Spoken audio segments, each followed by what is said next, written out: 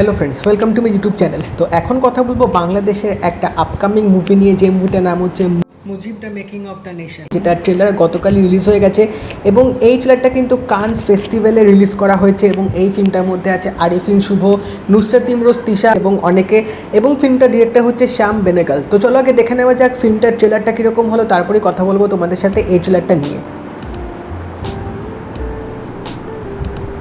আমি বাঙালি, আমি মানুষ, আমি মুসলমান, একবার মরে দুইবার মরে না।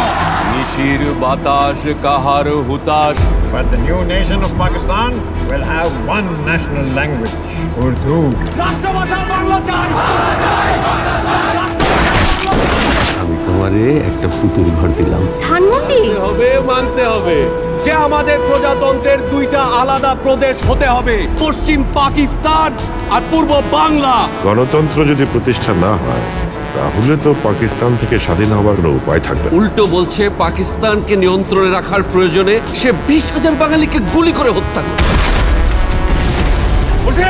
এটাই হয়তো আমার শেষ বার্তা। আজ থেকে বাংলাদেশ স্বাধীন। রক্ত যখন দিয়েছি, রক্ত আরো দেব। এদেশের মানুষকে মুক্ত করে ছাড়বো ইনশাআল্লাহ। এবারের সংগ্রাম আমাদের মুক্তির সংগ্রাম, এবারের সংগ্রাম স্বাধীনতার সংগ্রাম।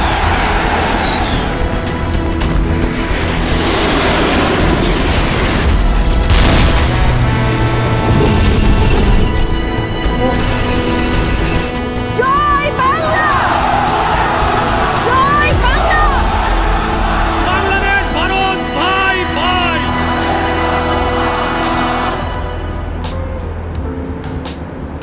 তো এই ফিল্মটা করা হচ্ছে শেখ মুজিবুর রহমানের ওপর এবং তাকে father of the nation of Bangladesh বলা হয়। তো ট্রেলারটার মধ্যে দেখতে পারলাম যে তার যে একটা অবদান ছিল, সেই অবদানটাকে নিয়ে কিন্তু এই ফিল্মটার গল্পটাকে বানানো হয়েছে এবং তার যে স্যাক্রিফাইসটা ছিল সেটাই কিন্তু ফিল্মটার মধ্যে বেশি দেখানো হবে।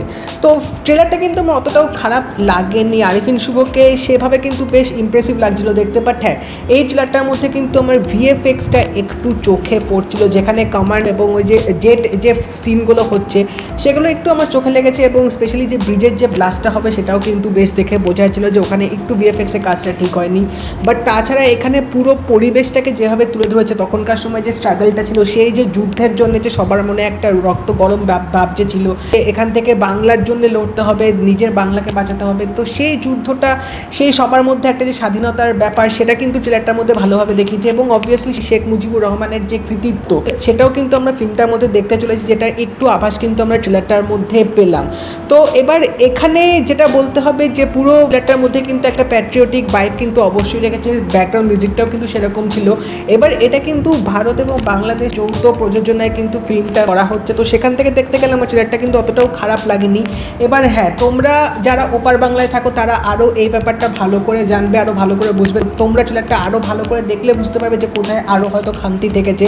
বাট ওভারঅল আমার যেটা দেখে মনে হলো, হ্যাঁ, কিছু কিছু জায়গায় অবশ্যই ভালো স্কোপ ছিল এবং ট্রেলারের লেন্থটা খুবই কম ছিল, আর একটু ট্রেলারটা দেখালে বেশি ভালো হতো। এবং এখানে নুসরাত ইমরোজ তিশার ক্যারেক্টারটা কিন্তু সেইভাবে দেখানো হয়নি যে তার রোলটা কীরকম হতে চলেছে, তার ক্যারেক্টারটা কীরকম একটা ইম্পর্টেন্ট প্লে করতে চলেছে ফিল্মটার মধ্যে, সেটা কিন্তু ট্রেলারটা অতটা দেখায়নি। জাস্ট লাস্টের দিকে একটু আমরা দেখতে পেলাম যে তিনি স্লোগান দিচ্ছে, তো ইট ওয়াজ ওকে। বাট তাকে আরেকটু বেশি ট্রেলারে আমি এক্সপেক্ট করেছিলাম, কারণ এরকম একটা ফিল্মে যদি ক্যারেক্টারগুলোকে একটু ভালোভাবে স্ক্রিনে না দেখায় তাহলে কিন্তু সে মতো বোঝা যায় না যে তার কতটা ইম্পর্টেন্স রোল হতে চলেছে ফিল্মটার মধ্যে।